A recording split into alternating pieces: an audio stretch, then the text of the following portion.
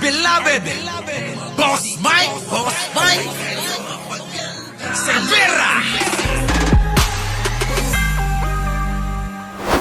Yari si Cayetano. Kaya pala no show. Oh. Respect to the shooting incident that occurred within the Senate premises, the department has already constituted a special panel of prosecutors to conduct an independent and thorough investigation. Okay? The panel has been directed to examine all available evidence, including forensic findings, documentary records, Okay? CCTV footage, witness Patay! statements, and other relevant materials. Aha. The objective is simple: to establish the facts and determine accountability wherever the evidence may lead. And the initial findings of the panel are as follows.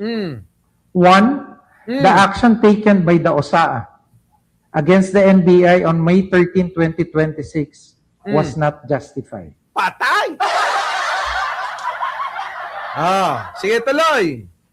Second, the Senate building was not under attack on the night of May 13, 2026. Yari! Patay, mga kababayan, si Cayetano dito. Di ba? Yari si Cayetano. Oh, Lydia Glenn, ha? Oh, naku, marami ka bang pera? Tuloy. Third, the NBI attempted to implement the arrest warrant to Senator Ronald Bato de la Rosa. Naku. And fourth, when the ICC warrant was unsealed on May 11, 2026 and made public, any person who helped him escape may be held liable. The findings of the panel were based on evidence submitted by the PNP-CIDG, members of the media, and the GSIS, including an lahat. May maleta ka ba? Sabi ni Adictus Rex, Lydia Glenn, may maleta ka ba? Ngayon, mga kababayan ko, eto kung ano po ang resulta ng magiging investigasyon, gagawa daw sila ng independent, na mag-iimbestiga dito sa kinasasangkutan ng kaguluhan, naglikha ng kaguluhan, naglikha ng takot, pangamba sa mga taga-senado, yung pong mga sangkot, ayan, nabanggit, yung pong hindi pagkilala sa warrant of arrest ni Bato de la Rosa, yung pagpapatakas kay Bato de la Rosa, yung pong mga pagpapaputok ng mga barel. Nako, mga kababayan ko. Lahat po yun. KSEN, TV, lahat yun ay iimbestigahan ng Department of Justice.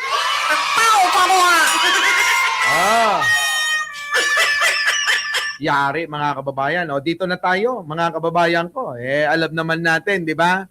Ang isang bongo, mga kababayan, ang isang bongo ay ano? Sige nga, pakisagot nga ho. Sige nga ho. Tanungin ko kayo, kasi ako nagtataka na tila ba ang isang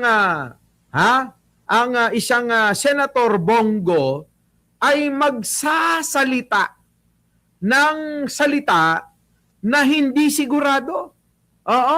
Na poprotekta kay Sara Duterte. Nakuha nyo? Si Senator Bongo ngayon ay nagsasalita, nagbibitiw ng mga mensahe na tila ba hindi sigurado na poprotektahan niya si Sara Duterte. Di ba, mga kababayan ko? Sabi, tanggalin daw yung t-shirt. Tatanggalin ko yung t-shirt ko. Ngayon, mga kababayan ko, kung ganon, na mukhang hindi sigurado si Bongo, mga kababayan, mukhang magkakasubukan to. Pakinggan ho natin, mga kababayan, ang mensahe po ni Senator Bongo, mga kababayan. Pasok! Salita tungkol sa impeachment. Ako naman, magiging impartial po ako.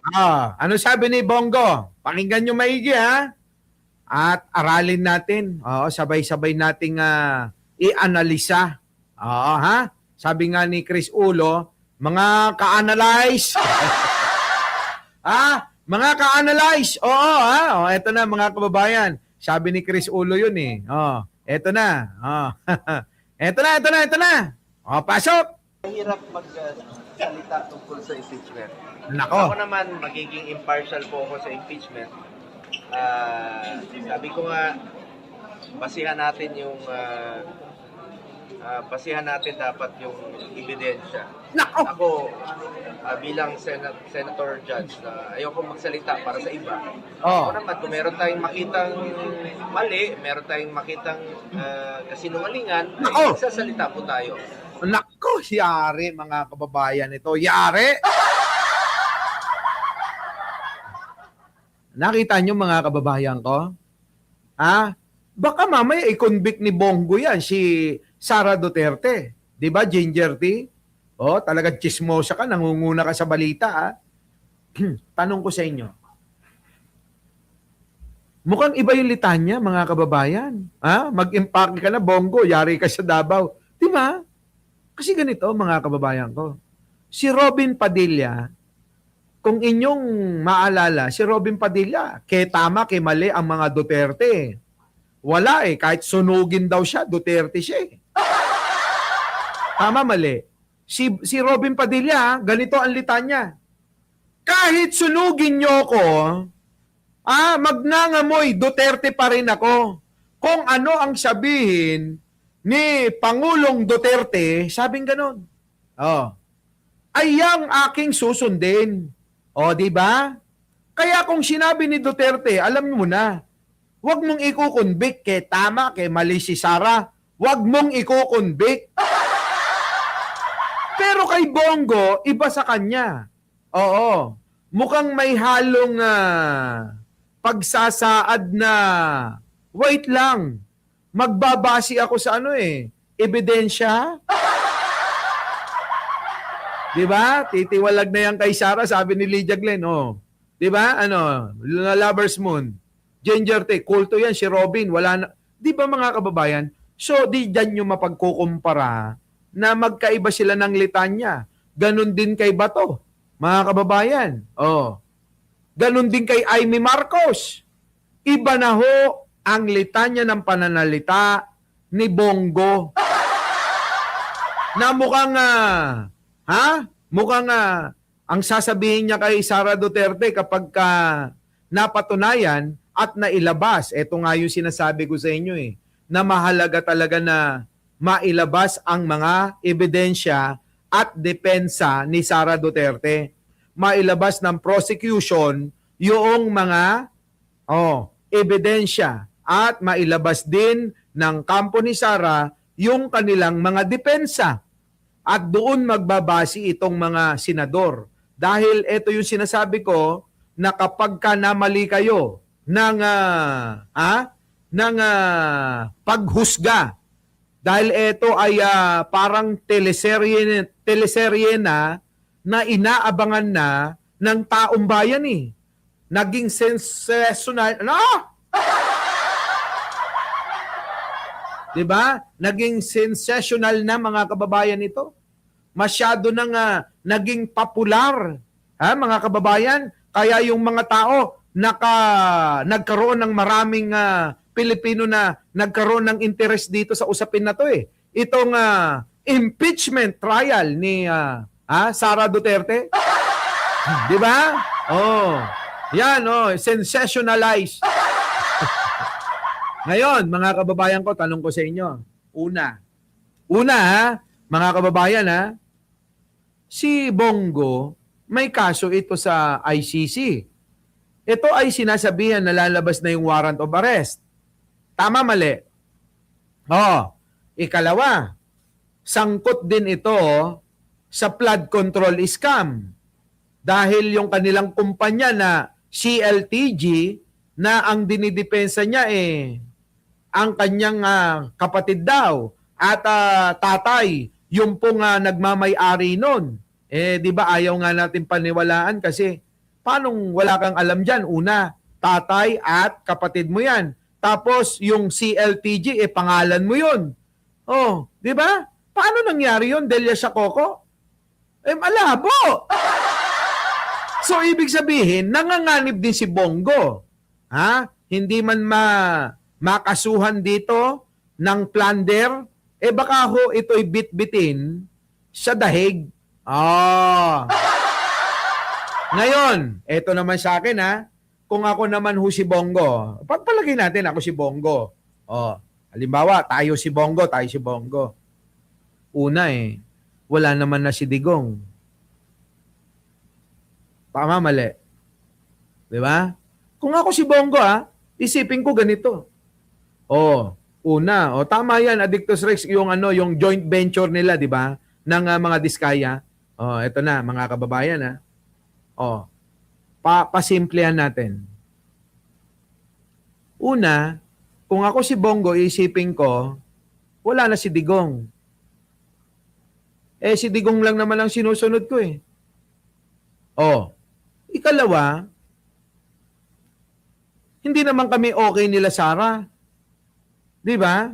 Noon pa yan, issue na yan. Na hindi nakakapasok daw yung mga magkakapatid na yan sa Malacanang dahil kay Bongo. Ikatlo, may mga kaso ako na kailangan kong isurvive yung political career ko, isurvive yung sarili ko, at ayoko namang madala sa dahig. At ayoko rin naman ma-plunder dito at makasuhan. Nako! Tanong ko sa inyo, hindi ba kayo nagtataka kay Bongo? Parang si Bongo tahimik na parang ang ginagawa niya na lang sige, tumulong na lang tayo. Hayaan nyo sila dyan.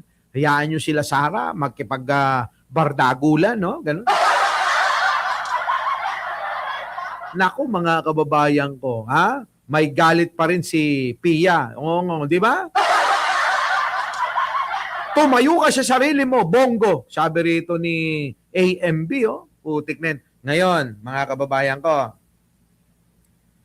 ako naniniwala na parang gagamitin niya na pang-exit sa mga Duterte yung mga magiging ebidensya labang kay Sara.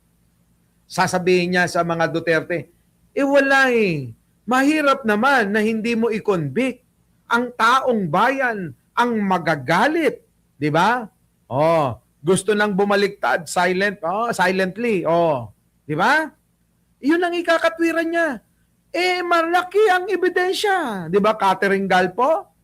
Lagi ka nang wala rito.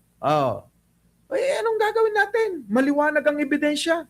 Naputang ina, nagnakaw talaga si Sara. Di ba? Di ba? Paano ngayon yun? Ganon. Wala na Wala naman na si Digong ano pa bang silbi ni... Tanungin ko nga kayo, sa panahon ngayon, ano pa ba ang silbi ni Digong? Di ba wala na, basura na si Digong? Wala nang silbi si Digong. Kahit kanino, pangalan niya na lang ang ginagamit nila. Kaya nga si Panelo, di ba? Kung maririnig niyo yung mga salita niya, pati yung mga kasamahan ng nila Sara, binabanatan niya. Yung mga bobo daw na mga abogado, tulad ni Jimmy Bondoc, di ba? Nako! Laos na, wala na. Ngayon, para saan pa? Wait lang. Meron pang pag-asa yung career ni Bongo. Maaari pa siyang maging vice president. At kapag pinagkaloob ng Diyos, baka maging president. Hindi ba nanaisin ni Bongo yon? Wait. Ngayon, ano ang benepisyo niya? Kung sakaling makonvict si Sara, wala nang pambato ang mga Duterte maliban kay Bongo. Dahil si Bongo na lang ang medyo mabango-bango pa ang pangalan. Tao pa mo Nakuha nyo, mga kababayan ko? Wala na. Alangan naman si Baste. Putang ina, tignan nyo, nagdeklara na kapag na-impeach ang ate kong si Sara Duterte, ako, ang tatakbo bilang presidente. Putang ina, walang naniwala. Ayaw ng mga tao, mga kababayan. Ayaw ng mga tao. Nakuha nyo, mga kababayan ko? Oh. Sino? Sinong itatakbo? Si Pulong Duterte? Malabo. Malabo. Kaya sa kampo ng mga Duterte, ang medyo-medyo, na medyo may amoy-amoy pa. Ha? Wag na yung asim. Oo, ha? Medyo may amoy-amoy pa. Si Jack Ma. Nakuha nyo, mga kababayan ko? Hanggang Davao City lang ang boto nila. Oh. Di ba? So, wala. Wala na, mga kababayan. Sino ang unang-unang magbebenepisyo kung may impeach si Sara? Sino ang magbebenepisyo ang political career kung wala na po si Sara Duterte? Siyempre si Bongo! Nakuha nyo? Nakap? Diba Alicia Macaso? Wala na, mga kababayan. O baka si Omar, putang inang bobo nun eh. Diba? Mukhang abnu yun eh. Diba? John D.L., hindi papayag si Trillanes na hindi makukulong. Oo, sa dahig si Jack Ma. Yun ang isang problema ni Jack Ma. Si Trillanes. Dahil sabi nga, di ba? Sabi nga, Marita Pitogo, inopera na ng sky's the limit kung magkano ang gusto ni Trillanes. Inopera ng 1 bilyon, hindi tinanggap. 2 bilyon, hindi tinanggap. Sinabi, sky's the limit. Magkano ang gusto mo, Trillanes? Hindi tinanggap, mga kababayan. Sabi ko nga sa inyo, aanin mo naman yung pera, mga kababayan, na napakarami. Hindi mo naman magagastos yan sabay-sabay. Dahil yung mga yan, mga kababayan, yung pong kanilang legacy na ho, yung iniisip. Kaya yung pagiging senador ni Bongo, mga kababayan ko, yan po ay naghahangad na maging vice-presidente rin at magiging presidente din. Kung mangyayari. Di ba, mga kababayan? Siyempre cannot be bought. Di ba? Hindi nga nabibili yun. Hindi mo mabibili si Senator Trillanes. Malay.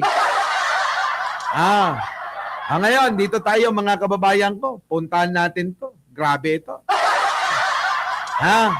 Pia Cayetano muna, mga kababayan. Pia Cayetano. Tignan nyo ho, mga kababayan. Naalala nyo ba nung mga panahon na nagkaroon ng kaguluhan sa Senado? At nagdadrama yung magkapatid na Cayetano? Isa po doon yung wala man lang nangamusta. Naalala nyo yun? Yung may pabitin pa yung kanyang hininga. Wala man lang nangamusta. Naalala nyo yun? Sino nakakaalala? Iba na ho ngayon. Iba na, mga kababayan, yung kanyang mga sinasabi. Wala na. Ito, yan yan na. Susuportahan niyo, ma'am, yung bagong leadership. Tignan nyo. Mga kababayan, tignan nyo, lakihan natin. Tignan nyo, mga kababayan, kung gaano to kataray ngayon, ha? Common sense, diba? What's in the rules? Diba? Napaka-sarcastic sumagot. Common sense, diba? Diba, mga kababayan? Alam mo, ganyan ang sagot-sagutin mo ko, tinatanong kita ng maayos. Ay, putang na, sasampalin kita. Oo. Tignan nyo, mga kababayan, yung sagot, ayan, Common sense, diba? What's in the rules? Oh. The Constitution. Oh. Have 30 Oh. lang. So, pag sumunod sa rules, doon naman kami may problema. Oh. Pag sumunod sa Constitution, it's no problem. That's just how it is. Thank you. Kita nyo, mga... Ang layo na ho, mga kababayan. Oo. Napaka-arugante, tama kayo. Ang layo na ho nung panahon na nung binabati ko sila at nagdadrama sa plenaryo na sabi niya, mga kababayan, wala man lang nangamusta sa inyo, di ba? Samantalang kinamusta pala sila ni Sherwin Gatchalian, ni Miguel Zubiri, at iba pa. Kita niyo mga kababayan, ano?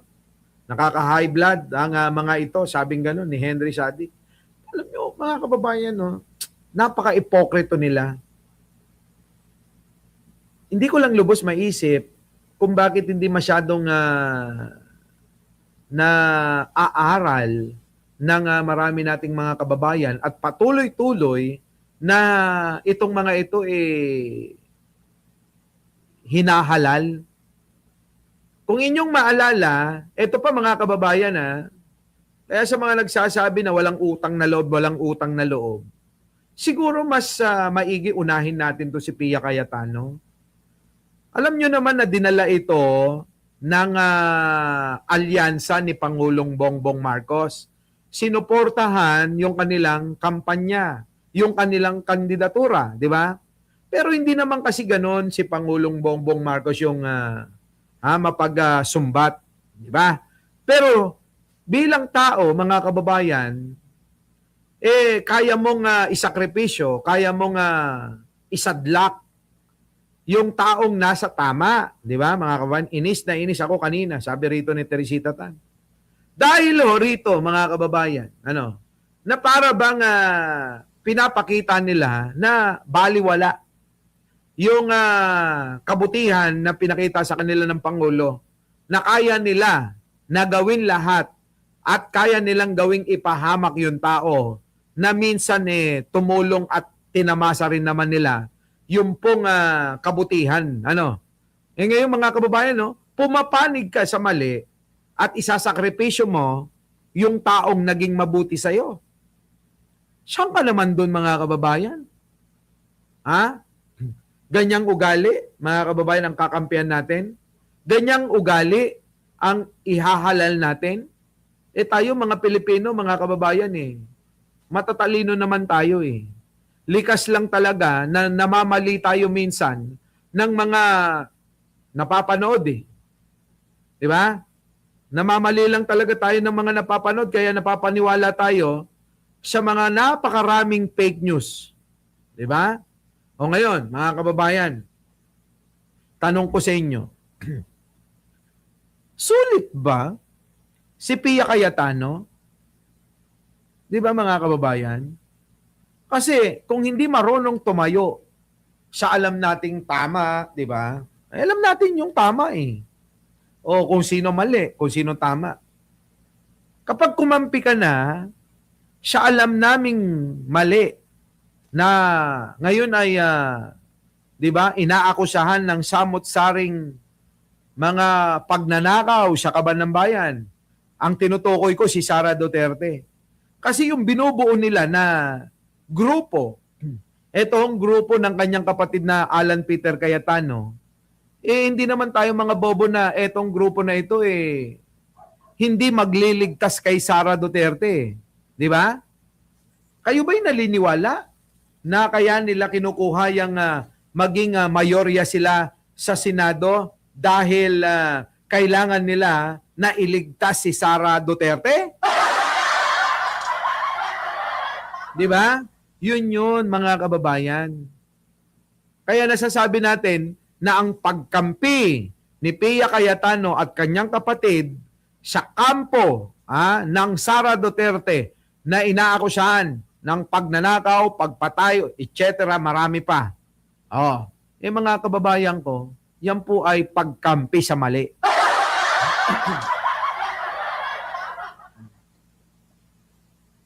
Di ba? Ngayon ang Pia Cayetano, mga kababayan, iboboto nyo pa ba ito? Ewan ko. Ako personal, hindi ko na iboboto yan si Pia Cayetano sa ganyang ugali niya na pinapakita niya. Malayong-malayo mga kababayan na para bang parehas na sila ng ugali ni Sara na kailangan sila yung paglingkuran at hindi ang taong bayan. baliktado kasi ang aking pananaw. Bilang ikaw ay lingkod bayan, dapat ikaw yung nagsiservisyo sa taong bayan. Hindi ang taong bayan ang magsiservisyo sa'yo. Di ba? Kaso nga, mga kababayan, ganun na. Oo, di ba? Oh. Ruby Andales. Oo. Replay po tayo, replay. Ala, ayan o, tingnan nyo. Sinusuportahan niyo, ma'am, yung bagong leadership po. 13, di ba? Common sense, di ba? What's in the room? Di ba mga kababayan, ang tanong lang naman napakasimple. Susuportahan nyo po ba yung bagong majority? E di sabihin mo, syempre. Kailangan, kung ako hindi ganyang kasarkastic ako sumagot eh. Ang isasagot ko, abay syempre, kailangan nating suportahan. Dahil sila na yung bagong mayorya, irespeto natin sila. At tayo ay tatalima sa kung sino yung mga mahalal, matatalaga sa iba't ibang mahalaga na komite. Kung pamumunuan nila itong mga mahalagang komite na ito, makikipagtulungan ako kasi kinikilala ko sila na sila na ang mayorya at kailangan ko nang magpasakop. Ganon yun mga kababayan eh. Pero yung babanatan mo ng common sense, parang alam nyo yun, sinabihan mo ng bobo yung kausap mo. Di ba mga kababayan? O common sense, di ba? Utik na yung mga kababayan eh. O yan o. Sinusuportahan niyo, ma'am, yung bagong leadership po. Sinusuportahan nyo po ba yung bagong leadership? 13, di ba? Ah. Common sense, di ba? What's in the rules? What's in Ah. the Constitution? When you have 13, Kita nyo? Di ba mga kababayan? Napaka ni Pia, ang pangit ng ugali. Ha? Masyado siyang eh. Ano ang tawag dyan? Ha? Yung mga elitista Antonio del Castillo. Di ba? Ipokrita. Ipokrita, ingrata, bruha. Wala, mga kababayan ko, kung ganyan lang ho mga kababayan, mga sagutan, ho. Tingnan nyo. 13, di ba? Common sense, di ba? What's in the rules? What's in the Constitution? Common sense, di ba? Di ba? Di ba? Ano ang nasa rules? What's in the rules? Utangin na mga kababayan, sarap sapukin no? When you have 13, Ah. yun lang. So, Ah. sumunod sa rules, doon naman ako Ah. may problema. Ah. Pero pag sumunod sa Constitution at sa rules, Ah. okay. Doon lang daw pala sila may problema sa Terese. Bakit di kayo mga nagsipasukan? Mga putang ina nyo. Yan, mga kababayan ko. Di ba? Yan ang sinasabi natin. Eto, isa pa, mga kababayan. Panoorin natin to si Camille Villar. Tingnan nyo naman at pakinggan natin to. Are you happy, ma'am, with the new leadership? Are you supporting them? Nako, mga kababayan, kinakabahan ako sa mga sagutang ganito. Ang yabang, sabi ni Norman Marquez. Ako mga kababayan, kinakabahan ako sa sagot ni Camille Villar na to. Tignan nyo kasi ako, ewan ko once na may kinakausap akong tao, tinitignan ko sa mata, sa facial expression, kung ano. Ganun din ba kayo? Pag may kausap kayong tao, ako kasi ina-assist ko sa pamamagitan ng pananalita, facial expression, tinitignan ko kung gaano kasinsero yung kausap ko. Oo. Ngayon, mga kababayan, may napansin ako dito kay Camille Villar. Masyadong matipid. Alam naman natin, etong magkapatid na ito, maraming interest din na mga pinoprotektahan.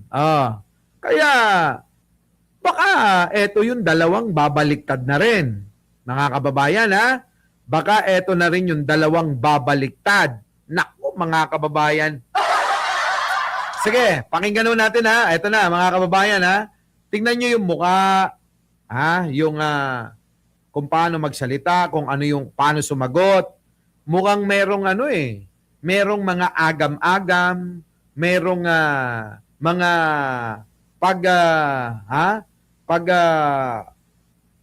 may reservation. Na tila ba mga kababayan ingat na magsalita, baka alam mo yon. Yabang ni Pia. Mayabang talaga yan. Oo, baka kulang sa ito na. Happy ma'am with the new leadership? Are you supporting them? Yes! Yes! Di ba mga kababayan? Ayun, tingnan nyo.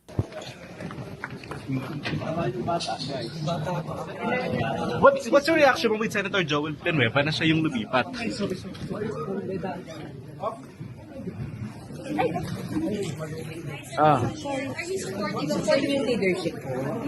What can you say about the new leadership? Di ba? Ang tipid niya, walang masabi. Mga kababayan ko, eto. Meron silang problema sa SEC. Ongoing ang investigation. May problema sila sa flood control. Ongoing ang investigation. May problema sila sa prime water. Ongoing ang investigation. May problema si Mark Villar. Sangkot din sa flood control. Paano na ngayon, mga kababayan, ito? Sa tingin nyo, mukhang namali rin ba? Mukhang kakanta rin ba siya ng nanghihinayang ang ano yun, no? Ang buto ko. Iniwang ka lang na nagdurusa. Ganun ba yun? Wala na yung mga yabang di ba? Eto, natandaan nyo ba yung sinabi niya na sabi ni Pia Cayetano? Di ba? Sabi ni Pia Cayetano, kung merong maghuhudas, daig pa ni Judas. Kasama yan di ba? Kasama yan si Camille Villar na nagsabi na kung may maghuhudas sa amin na mga kasama namin, sabay sila na nagsabi nun ni Marcoleta, di ba? Pag may naghudas daw sa kanila, mas masahol pa. Sa hudas. Di ba no? Cherry Bacho? Mas masahol ba? Mas masahol pa sa hudas. Ganon sila ngayon, paano ngayon ito mga kababayan? Si Joel Villanueva at saka si Chis Escudero ang nanguna.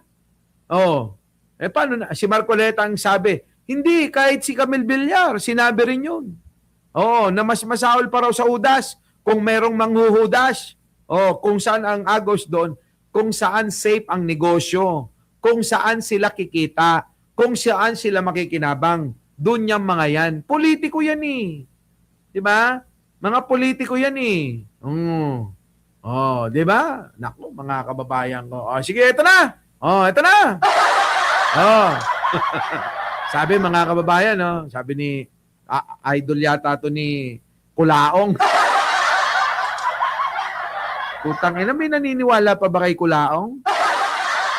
Naniniwala pa rin kayo kay Kulaong? Ang inang yan, tingnan nyo. Mas hudas ka pa kay Kulaong. Mga bobo, niliwanagan ko nga yung mga buhay nyo nung dumating ako. Na, di ba, mga kababayan? Tama na yung paulit-ulit. Bobo ka ba? Bubo ka DDS ka Bubo. Our beloved Boss Mike Cervera.